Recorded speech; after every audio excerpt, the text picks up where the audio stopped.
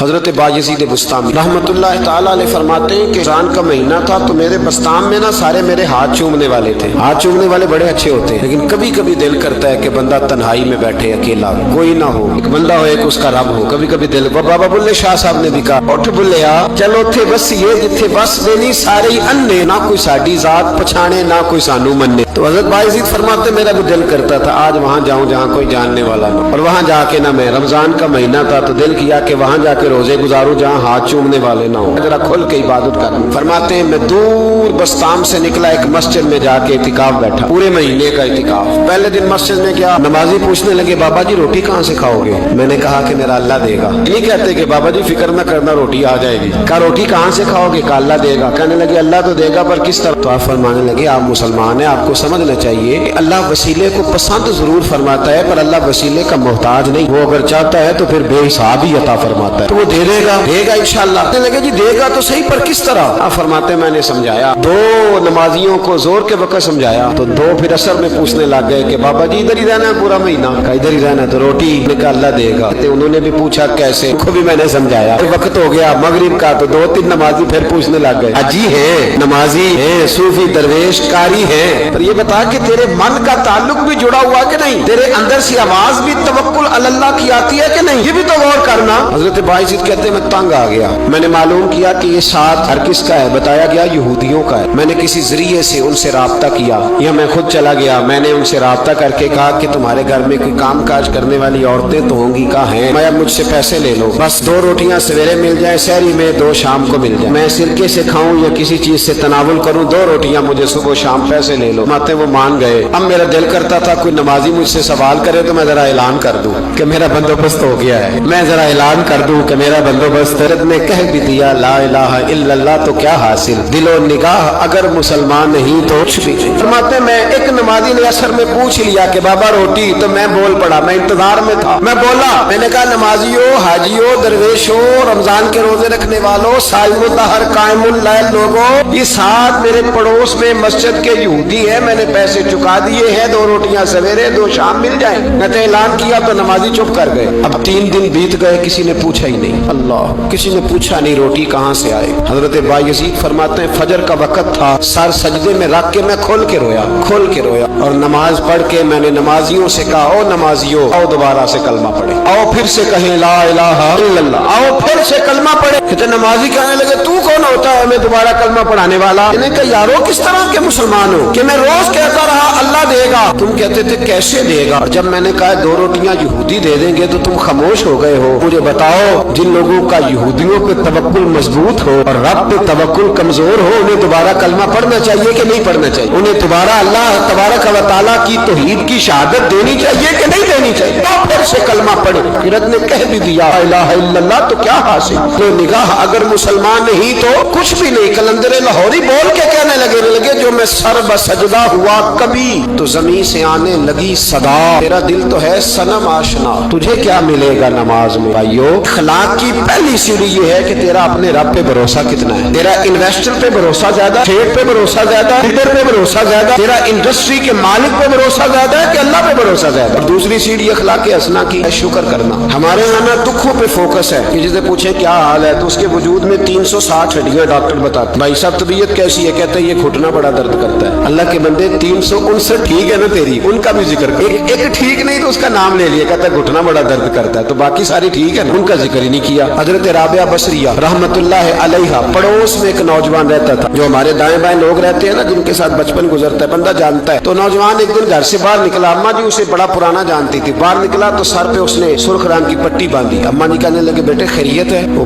گھر پرانی جو مائیں ہوتی تھی نا وہ جانتی تھی بچہ کس کا ہے، والد کا نام کیا ہے، دادا. بیٹا خیر ہے؟ اماں جی سر میں درد ہو رہی تھی شدید، تو پٹی باندھ لی. تو اماں کہنے لگے بیٹے عمر کتنی ہو گئی؟ لگا 35-40 سال. بیٹے 35-40 سال میں کبھی درد تو نہیں ہوا؟ کہ نہیں. اماں جی فرمانے لگے 40 سال اللہ نے صحت دی، تو نے شکر کی ایک پٹی بھی نہیں باندھی، اور آج درد ہوا ہے تو شکوے کی پٹی فوراً ہی باندھ لی ہے تاکہ سارے زمانے کو بتاتا پھرے کہ بڑی درد ہے بڑی درد ہے. 40 سال میں کوئی شکر کی پٹی بھی باندھنی، پتہ چلتا کہ تجھے اللہ تعالیٰ کا شکر بھی تیرے پاس. حضرت जनाब ईसा अला नबीना अलैहिस्सलाम गुजर रहे थे, एक शख्स जमीन पे लेटा, उस शख्स की दोनों आंखें भी कोई नहीं, दोनों पैर भी नहीं और दोनों हाथ भी नहीं। लोग उसके गिर्द खड़े हैं और बंदा पता क्या क्या क्या कह रहा है, या अल्लाह तेरा शुक्र, या अल्लाह तेरा शुक्र है मालिक, अल्हम्दुलिल्लाह अला कुल्ली हाल, तेरा शुक्र शुक्र। लोग बड़े हैरान देख रहे थे, तो जनाब ईसा अलैहिस्सलाम ने पूछा किस बात पे हैरान हो? कहा हजरत जी हैरान है कि बंदे की आंखें भी कोई नहीं, दोनों हाथ कोई नहीं, दोनों पैर कोई। जरा गौर करना, जिसकी एक उंगली कटी होती है सारी तवज्जो उसी पे रखता है, दोनों हाथ ही नहीं, दोनों पैर ही कोई नहीं, आंखों से नाबीना, अल्लाह शुक्र है। लोग अर्ज करने लगे हुजूर इस बंदे के हाल पर हैरान है कि आंखें भी कोई नहीं, हाथ भी नहीं, पैर भी, शुक्र शुक्र पुकार रहा। जनाब ईसा करीब गए और उसके कान के साथ मुंह लगा के कहने लगे किस बात पे शुक्र कर रहे हो? हाथ है ना, पैर है ना, आंखें हैं। कहने लगा हुजूर कोई अर्ज नहीं, हाथ नहीं, आंखें नहीं, पैर नहीं, बीवी नहीं, बच्चे नहीं, घर नहीं, और शुक्र है अल्लाह ताला का, उसने मुझे ईमान की दौलत तो अता फरमाई हुई है। हुजूर मैं साहिब ईमान हूँ। शुक्र की बात नहीं कि इतने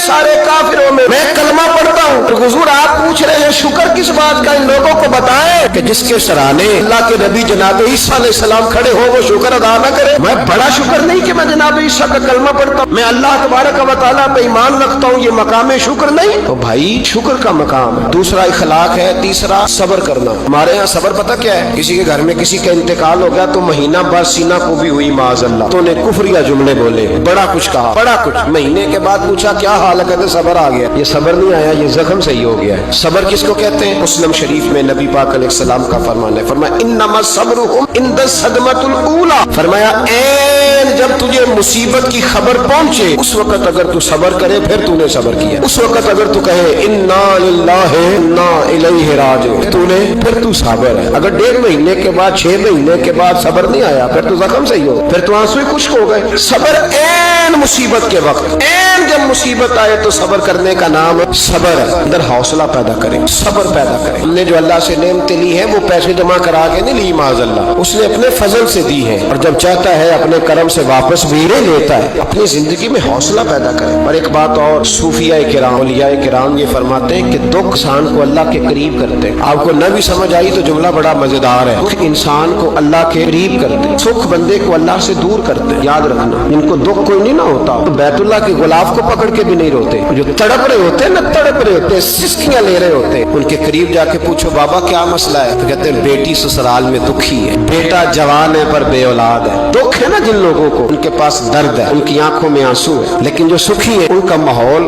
उनको उनके मामला सख्त हो जाते हैं। हजरत अय्यूब अला नबीना अलैहिस्सलाम अल्लाह के पैगंबर, अल्लाह ने बेटे भी दिए, खेत भी दिए, बहुत ज्यादा जानवर भी दिए, दौलत, बड़ा कुछ। रब आजमाता भी है, उसका निजाम है, जितना कुछ उसके करीब होता है उतना ही ज्यादा आजमाता है। फरिश्ते अर्ज करने लगे मौला जनाब अय्यूब, अल्लाह करीम ने फरमाया ये मेरा दोस्त है, अय्यूब मेरा नबी है, मेरा पैगंबर है, मेरा दोस्त है। तो फरिश्ते अर्ज करने लगे मौला जो उसको इतना नवाज दे उसने दोस्त तो बनना ही होता है। एक रवायत में 7 बेटे, एक में 14 बेटे, खेत खलियान बाग, बड़ा कुछ, तो दोस्त तो बनना है। तो रब करीम ने फरमाया जाओ आजमा लो जाके। कौन कह रहा है? यारी तेरी सोना ते अजमैशां तेरियां अग, ए सोना परखिया जावंदा ही पहलो नाल अग्गां दे लागा आजमा लो।